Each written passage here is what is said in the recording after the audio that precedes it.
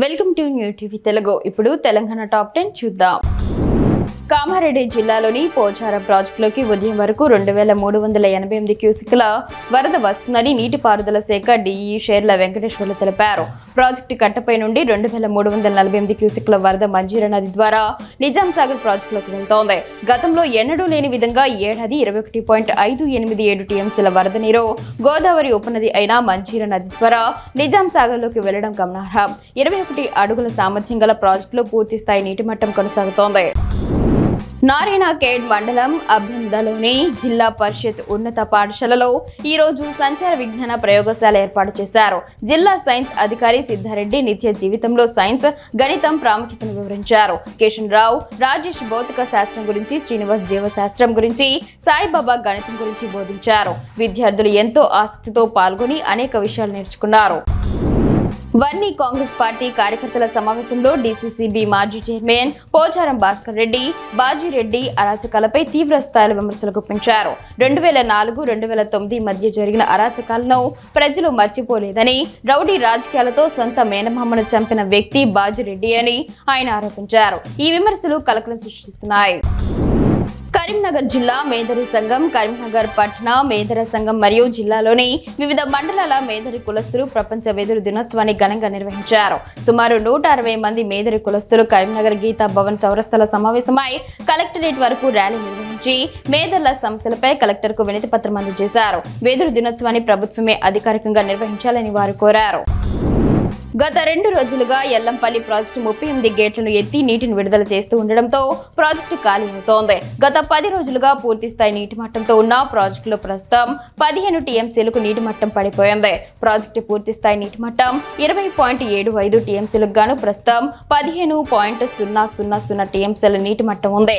ఎగువ ప్రాంతాల నుంచి 1.80 లక్షల క్యూసెక్లు, ఎస్ఆర్ఎస్పీ నుంచి 2.82 లక్షలు, కడెం నుంచి 7000 క్యూసెక్ల నీరు ఇన్ఫ్లో వస్తోంది.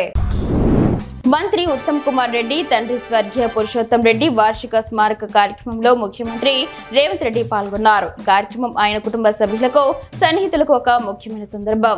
ముఖ్యమంత్రి హాజరు ఈ కార్యక్రమానికి ప్రాధాన్యతను పెంచింది. స్వర్గీయ పురుషోత్తం రెడ్డి జ్ఞాపకార్థం నిర్వహించిన ఈ కార్యక్రమంలో పలువురు ప్రముఖులు కూడా పాల్గొని నివాళులర్పించారు. ఈ సందర్భంగా ఆయన జీవితం, సేవలను స్మరించుకున్నారు.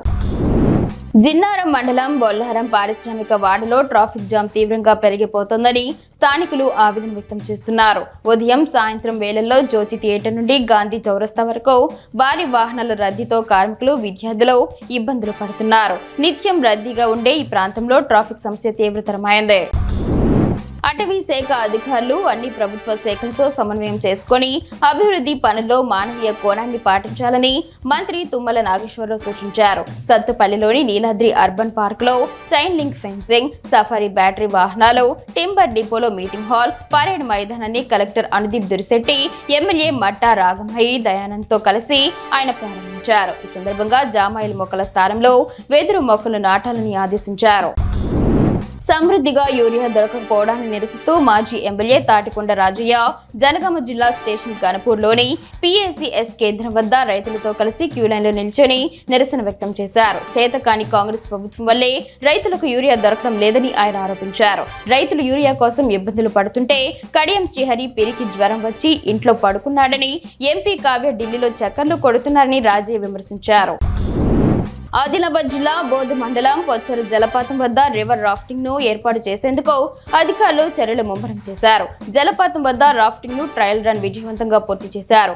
వర్షాకాలంలో రివర్ రాఫ్టింగ్ అనంతరం ప్రవాహం నెమ్మదించిన తర్వాత కయాకింగ్ నిర్వహించేందుకు అటవీ అధికారులు ప్రతిపాదనలు చేశారు. ఈ ప్రతిపాదనలపై జిల్లా టూరిజం ప్రమోషన్ కౌన్సిల్ సభ్యులు సమావేశం కానున్నారు.